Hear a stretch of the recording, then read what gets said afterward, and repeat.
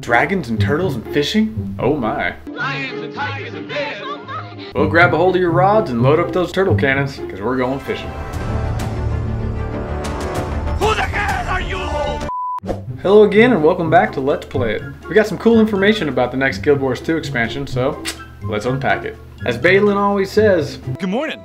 Nice day for fishing, ain't it? You know, I hadn't even thought about it until I watched that reveal trailer, but yeah, I'm surprised Guild Wars 2 never had fishing. What I am excited about though is the way they seem to be handling it.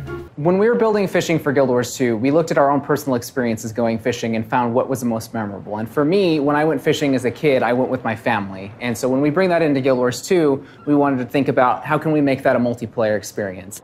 Almost everything in Guild Wars 2 is better with a group, so why not fishing? Looks like we're also getting rafts as well. So I'm sure that'll probably be part of the new masteries we can work on. Now I totally get that a lot of people are kind of underwhelmed by this announcement. And honestly, it's a little late to the party. Welcome to 2004 Guild Wars. But I still think it's cool to have a new relaxing activity that'll be worldwide. That's right, they actually said that you can do this throughout all of Tyria, not just the expansion. And those of you that enjoy all the collectibles will have a whole new thing to work towards. We're also getting a bunch of elite specs. It's pretty darn cool to think that every expansion we get for this game, we technically get 7 brand new classes. That's a lot of work for ArenaNet. They teased the new Mesmer's elite spec, which definitely gonna be doing that on my Mesmer. And then they showed off the image of each of the new ones with no other context. Well, put on your thinking caps, ladies and gentlemen, because we're jumping on the hype train. What do you guys think these are? Actually, I'll make it easy. Here's a number next to each one. Post in the comments what you think. Me personally, I hope Revenant gets some sort of a samurai elite spec. Then they can use a greatsword. I can hope, can't I? Truly though, I could give you my guesses. But just like my family told me growing up, you were an accident. Oh wait, I read that wrong. I meant to say, don't even try, you'll probably get it wrong. I don't think that's any better. I just hope this one's actually Super Saiyan hair. You heard it here, guys. New Guardian weapon, actually wigs. Saiyan elite spec. I just imagined an Asura with a Saiyan wig, just as big as his body. Well, that's something I didn't know I wanted until I'm making this video. Next thing they announced is the Siege Turtle. Okay, let's be honest, this looks awesome. Not only am I excited to see a bunch of giant Blastoises running around.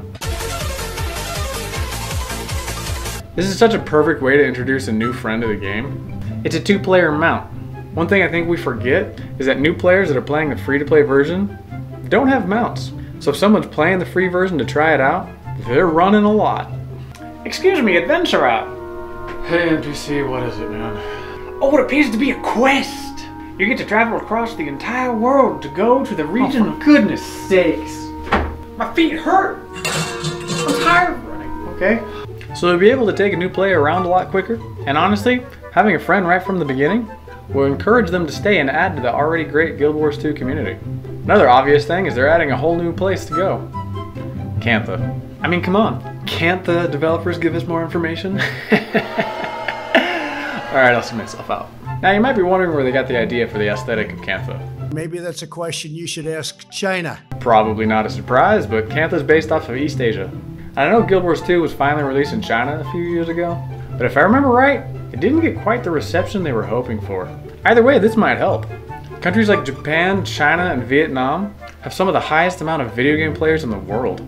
So if you're someone who's thinking, man, why don't people play this game more? This could help its popularity a lot. As far as the history of Kantha, I'm definitely not going to pretend like I'm an expert, but I do know my Revenant has had this conversation a lot. What has become of the Empire in my absence? They say Kantha expelled all non-humans and closed its borders long ago. I hope to find out one day. Plus, Kantha was apparently a playable area in Guild Wars 1, and it was also a favorite of a lot of people. Here it is on the map. Wait, there it is.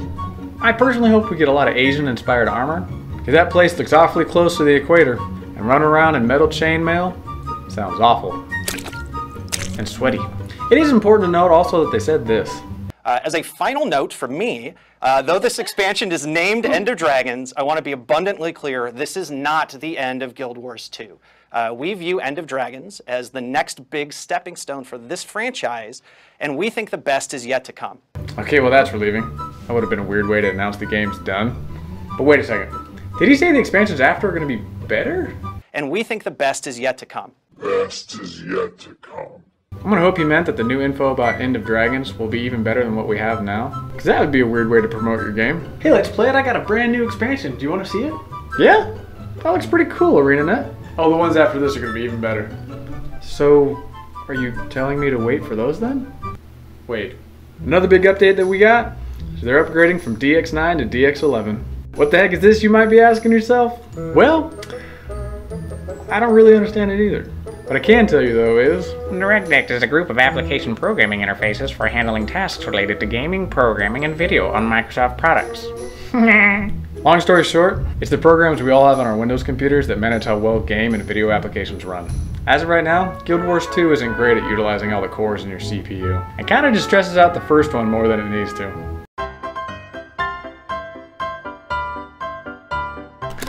I'm going as fast as I can! I can't do this, man! You okay? Are we playing a game?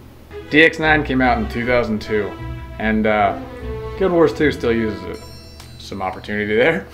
ArenaNet is working on updating the entire Guild Wars 2 engine though, which should allow for better frame rates and even better graphics. Which hey, this game is beautiful as it is, but even on my decent computer, my frame rate drops harder than my grades did in high school. Stay in school, kids. Now when is it coming out, you might be asking yourself? Well, currently it's scheduled to release sometime in February 2022. Ah, February. The month of love. I hope my wife's okay with playing video games for Valentine's Day. What? It was a joke! But you can already pre-order it and get a couple cool bonuses from it. Or if you really want to jump in, you can buy the Ultimate version and get a whole lot of extras. Now there's a bunch more I obviously didn't cover in this video, which you can check out on their site, but I do plan on making another video as we get more information. I just don't want to be one of those YouTubers that talks for 10 minutes about 30 seconds of info. You guys deserve better than that. Either way, I appreciate you stopping by and watching. So far, I'm pretty excited about this expansion because it looks pretty fun, especially if they're not adding pandas. If you were ever to ask my opinion about when WoW started to go downhill, well, there's your answer. If you have any requests or suggestions on videos you guys would like to see, post them in the comments. And as always, have fun, guys. Are you telling me to wait for those then? Wait.